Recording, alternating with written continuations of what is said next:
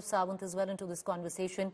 Gaurav, bringing back memories of 2001, the same day, 13th December. It's come a full circle. This time, fortunately, not what we saw in 2001, but the sheer fact that the parliament remains equally vulnerable. It's extremely disappointing, especially for those, who've seen what happened in 2001 and reported on it.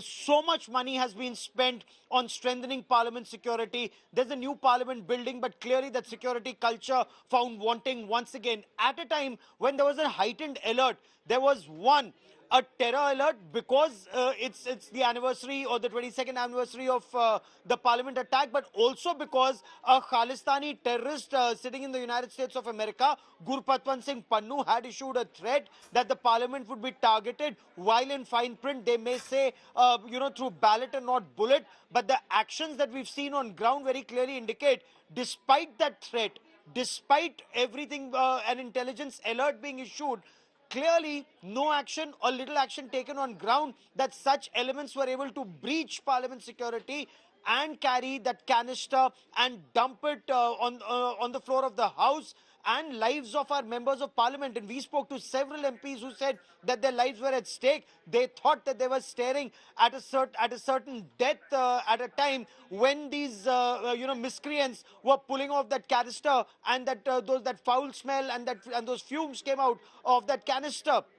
So all of this indicates that parliament security, while big money may have been spent, while a lot of equipment may have been put in, all of that was found wanting because of lack of security culture on ground, especially at a time when you should actually be outthinking what miscreants could be doing at a time like this. So while the Speaker in Lok Sabha has ordered an overall security review, the opposition is up in arms when it comes to a massive security breach in parliament security, Preeti.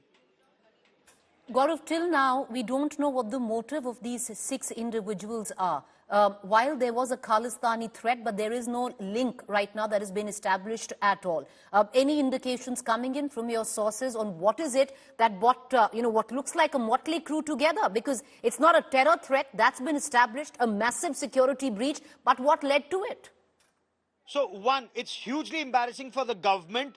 Two, this is a very well coordinated attempt or effort that went into it. All the individuals coming together, all the individuals' information is that they stayed at a particular location in Gurugram, got all the equipment together. These canisters were put together, then split into 2 groups. One group did not even carry a mobile phone because they didn't want the mobile phone to give away their location or give away their movement. So this also indicates planning. The fact that both the canisters were very similar, the one that went off inside Parliament and outside Parliament. The 4 had met, the 4 knew each other. All of this, of course, very preliminary information just as yet.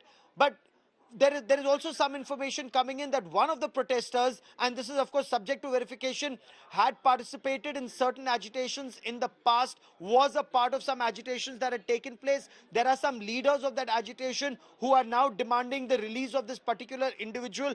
All of that is subject to verification and subject to more details being put out in public domain. So was this just to embarrass the government? Was this just to show a breach in security? Or is there something much bigger? All of that, we will have more clarity in perhaps the hours and days ahead.